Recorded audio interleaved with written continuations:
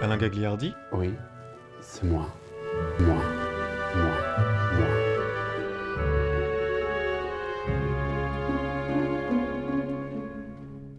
Aujourd'hui, je suis invité à un lunch culturel avec plein de gens super cultivés, pas autant que moi, mais bon, quand même, il paraît qu'il y a du beau monde.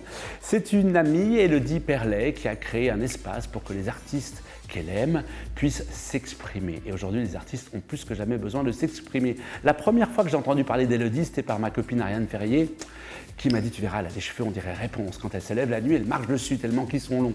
Donc on va aller rendre visite à Réponse et à ses nombreux invités qui nous attendent pour la vie ardente, puisque c'est ainsi qu'elle a appelé son projet, un brasero culturel, la vie ardente. Tout de suite, le sommaire, Toufik. Et dans cet épisode un peu spécial, Alain ne sera en effet pas seul. Tout au long de l'émission, il sera accompagné de la troupe d'artistes de la vie ardente. Dans cette première partie, découvrez-en un peu plus sur cette compagnie pas comme les autres, aux côtés d'Élodie Perlet et Paulo Dos Santos, les créateurs de ce projet. Alors attends, je regarde un peu, j'adore regarder dans les salles de bain des gens. Nivea, pas mal, Sensodyne, bien. La Roche... Oh, que fais-tu là, poète maudit? Retrouvez Alain aux côtés du peintre Didier Mouron et de son fils l'écrivain Quentin Mouron pour une interview très intimiste, avant de les mettre à l'épreuve dans un quiz spécial culture. Qui a écrit Avec les chiens? Avec les chiens. Écrire avec un chien. Qui a écrit Avec les chiens? De la rigolade et de la culture, tout ça c'est maintenant dans Moi.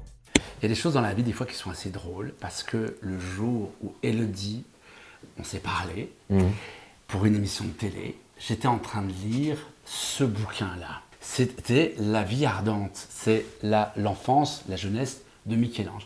Et tu me téléphones et on se parle et tu me dis j'ai un projet avec Paulo, c'est La vie ardente. C'était drôle, c'était pour l'anecdote que je dis ça. Hein. Bon, parlez-nous maintenant de votre projet, votre joli projet, tous les deux. Qui commence? La vie ardente, c'est venu comment? J'avais deux envies, c'était à la fois d'animer des ateliers d'écriture. C'est quelque chose que je fais depuis longtemps dans une HES. Parallèlement à ça, tout d'un coup, je me suis dit, mais pourquoi est-ce que je connais beaucoup d'écrivains, que ce soit à Genève ou à Paris, pourquoi est-ce que j'essaierais pas de monter des interviews assez intimistes et puis de créer, c'était pendant le moment du Covid, de créer des interactions, des liens entre différents corps de métier, que ce soit les écrivains, les éditeurs. Oui, parce qu'on l'a décrit aussi comme une brochette d'artistes, un brasero de culture, en fait, dans l'idée où tout crépite, en fait, où tout émerge comme ça avec de la lumière, avec, ça se consume, ça prend feu dans le désir de ce que tu vis à travers une œuvre ou dans ce que ça réveille en toi, cette petite flamme qui peut souvent s'éteindre. Et il y a des objets d'art, que ce soit des livres, des peintures, des photos qui raniment un peu ces flammes. Et c'est intéressant aussi d'avoir ce rapport. C'est pour ça qu'on a décidé d'avoir une espèce d'esthétique graphique tout autour du feu. Et voilà, parce qu'on trouvait que ça représente de l'embrasement. Ce qu'on essaye de faire aussi, c'est de le rendre autonome comme projet, c'est-à-dire qu'on arrive à s'autofinancer. Et puis, donc, on a mis en place un Patreon. Je ne sais pas si tu vois ce que c'est, les Patreon. Donc, c'est des plateformes pas participatives, mais qui permettent aussi pour les personnes qui sont vraiment intéressées à aller jusqu'au bout des interviews, des intégrales des interviews, parce qu'on va mettre sur les réseaux sociaux que des parties ou des parties plus courtes, mais les parties intégrales par exemple, ou des vidéos disons exclusives, un peu plus en intimité avec les artistes, on va les mettre sur cette plateforme Patreon où tu peux avoir, il y a 2 catégories d'abonnements et donc tu as accès à toutes les vidéos de comment ça se fait, à des lectures, à des petites scénettes qui vont être jouées, des choses comme ça, donc vraiment et puis ça va nous permettre justement de continuer. Et c'est ça qu'on aimerait à terme. Et donc ça s'appelle, vous pouvez le lire là en dessous, oui. Ça s'appelle La vie ardente. Patreon, La vie ardente. Voilà.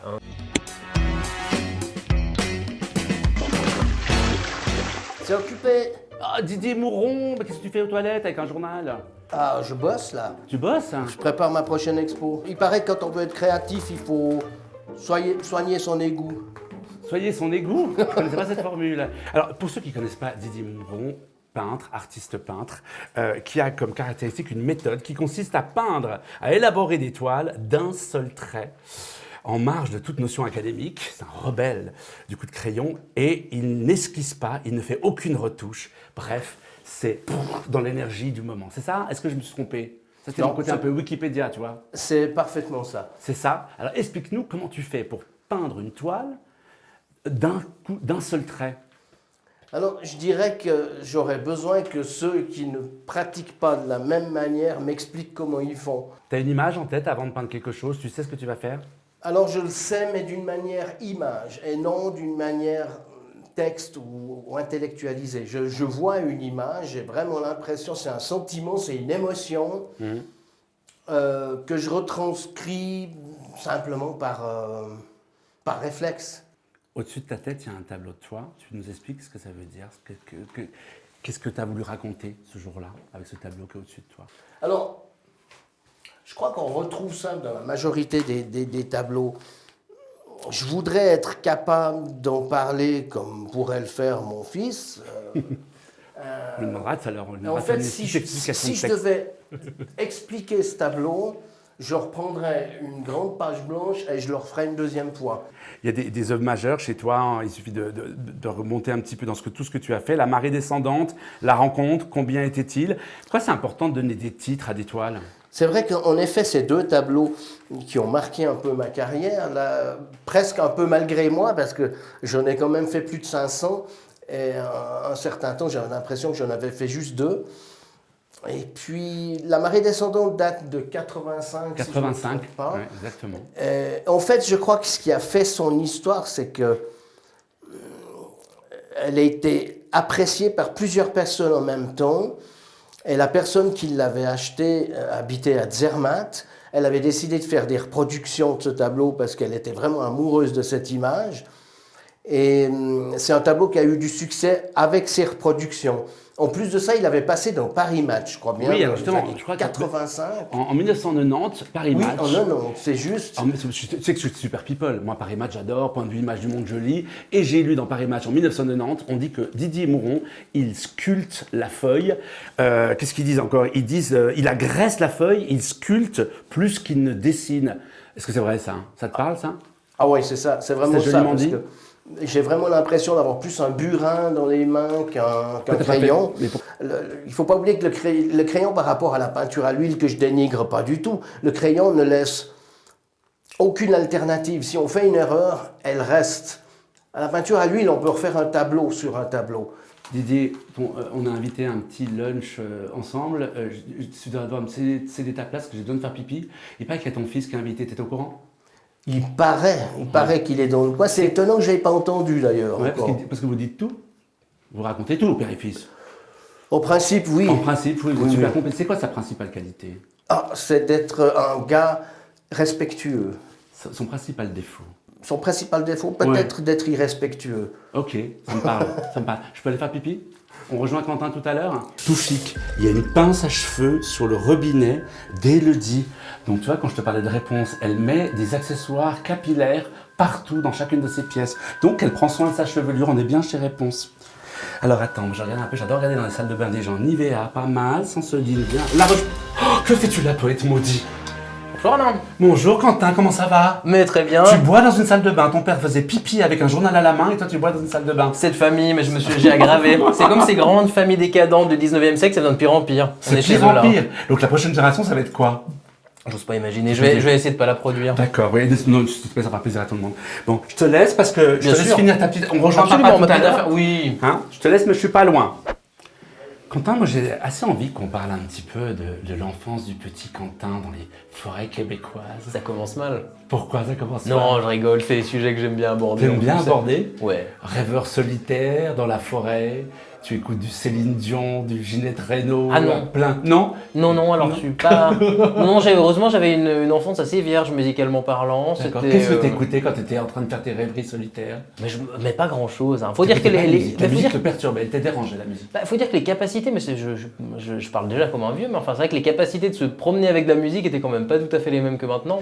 Mais par contre, il y avait la musique de la forêt, c'est-à-dire quand même les arbres qui craquent, les oiseaux qui chantent, et ça c'est aussi une musique en elle-même. Je pense que c'est aussi pour ça. Il y a aussi une raison qui fait que j'avais pas de musique et que je me promènerais pas, je me serais pas promené avec de la musique dans les bois, je le ferais toujours pas maintenant, c'est que c'est quand même une forêt plus sauvage que la petite balade au bord du lac de Bray, je sais pas où. Donc c'est clair qu'il y a des animaux, il y a des voisins, ce qui est parfois pire.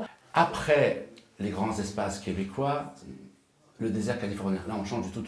Ouais, l'histoire est assez marrante parce qu'en fait, moi on est revenu en Suisse entre-temps. 4-5 ans sont passés en Suisse et puis ensuite je suis arrivé, j'ai commencé le gymnase à la Cité à Lausanne, j'ai raté ma première année lamentablement, j'avais rien fait, j'avais pas envie de... Enfin, j'allais en cours mais je faisais rien.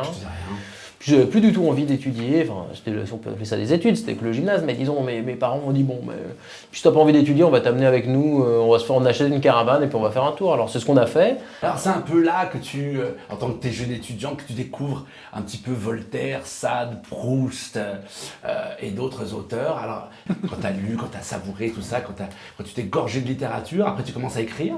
Le premier roman, c'est Au point d'effusion des égouts. Ouais. Alors après, on passe des égouts à Notre-Dame de la Merci. Quelle est ta préférence entre ces deux bouquins? Moi j'ai toujours une préférence pour le plus récent. Donc là c'est vraiment, heureusement, parce que si on préfère les anciens, c'est généralement qu'on a raté un truc. Donc moi je préfère Notre-Dame de la Merci. Et puis alors après, tu reçois un prix, j'ai vu ça, tu reçois le prix Alpes-Jura. Alors ça c'est le prix Alpes-Jura en 2013. Alors je me suis dit, est-ce qu'il y a un prix Tom de Savoie quelque part? Je sais pas, mais Alpes-Jura, ça sonne quand même comme un prix pour fromager. Oui, un peu. En fait, c'est un prix, c'est le prix je crois, de la SDF. Mon Dieu, je me rappelle plus. Enfin, c'est un prix qui est donné dans toutes les zones de la francophonie. Donc en fait, ça c'est la zone Alpes-Jura, c'est nous, mais en fait ça couvre aussi l'Afrique francophone, ça couvre aussi toute la France, le Québec. C'est important les prix. Non, ça parce que sans doute, mais comme j'en ai pas vraiment eu et que je vends quand même, donc je pense que c'est pas si important. T'as pas besoin de prix, c'est comme les comédiens qui disent j'ai pas besoin d'un César pour faire des films qui cartonnent. Attention, c'est clair qu'un grand prix, oui, si on a le Goncourt, si on a l'Académie française, si on a le Renaudot, là bien sûr que ça fait vendre. Ouais. Après, le prix... Ça te fait rêver, ça, un grand prix? Rêver non, mais si je refuserais pas. C'était un Renaudot, tu seras hyper content, quoi. Quand Élodie t'a parlé de La Vie ardente, t'as sauté à pieds joints. Ouais. Sans hésiter. Sans hésiter. Moi j'avais envie de revoir Élodie déjà en plus, et puis je savais que ça allait être un entretien de qualité, ça a été un entretien de qualité, et puis on a discuté, on a ri, et c'est ça, je pense, un bel interview, c'est quand on se marre, et en même temps c'est intéressant. Et donc, longue vie à La Vie ardente. Longue vie à La Vie ardente. Voilà, allez hop, ne te brûle pas la manche avec la main. Ça serait vraiment ardent. C'est drôle de voir Quentin brûler dans une salle de bain quand même. Ouais, ça sera un peu trop ardent pour moi là.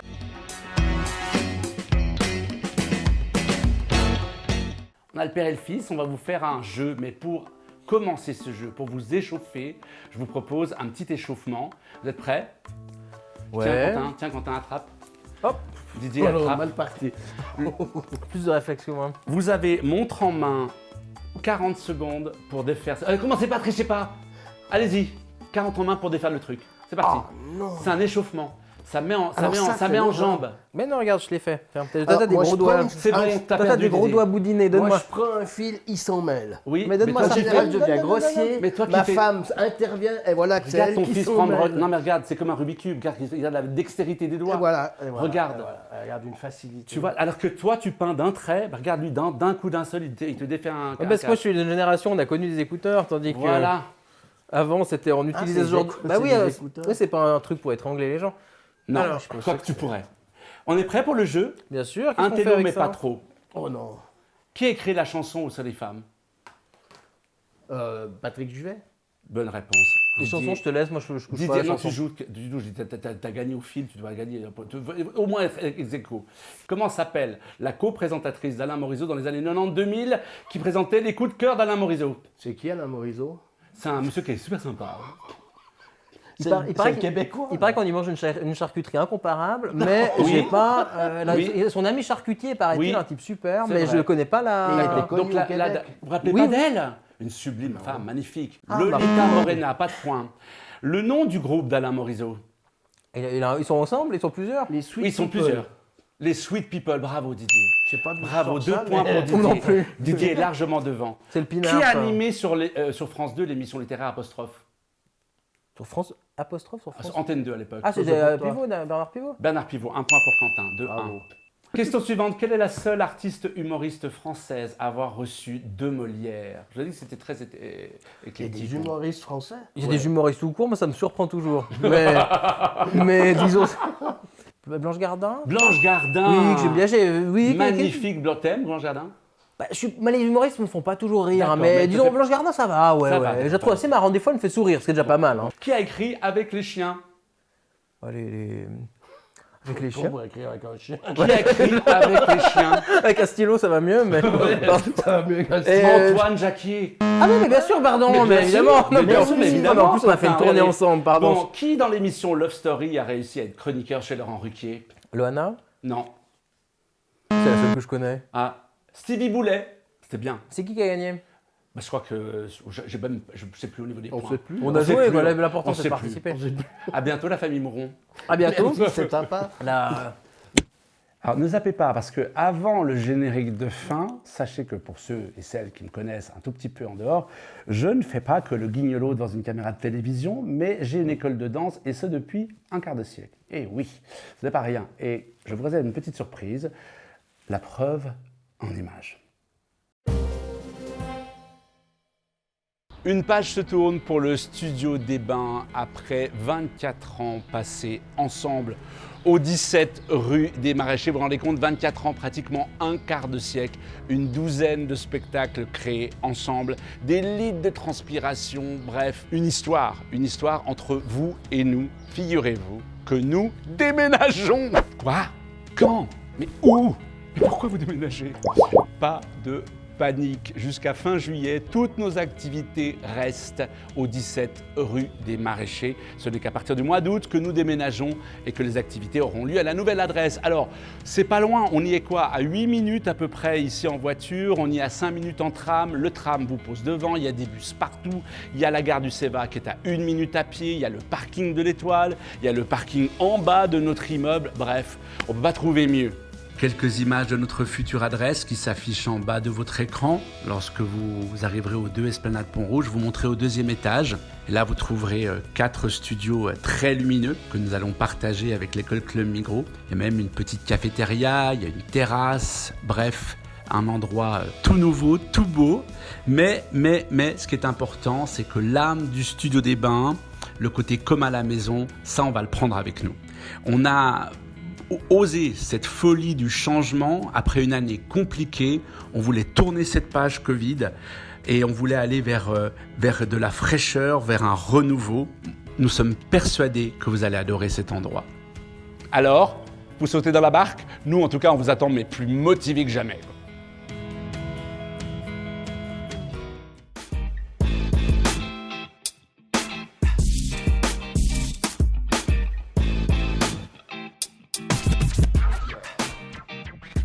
Dans le prochain épisode, Alain va découvrir les joies de l'aquarelle aux côtés de Zach Guimaraes. L'écrivain Florian Aiglin viendra parler de son nouveau livre Ring. Assistez en première loge à une lecture entre Mélanie Chapuis et Paulo Dos Santos. Et encore d'autres surprises vous attendent dans Moi.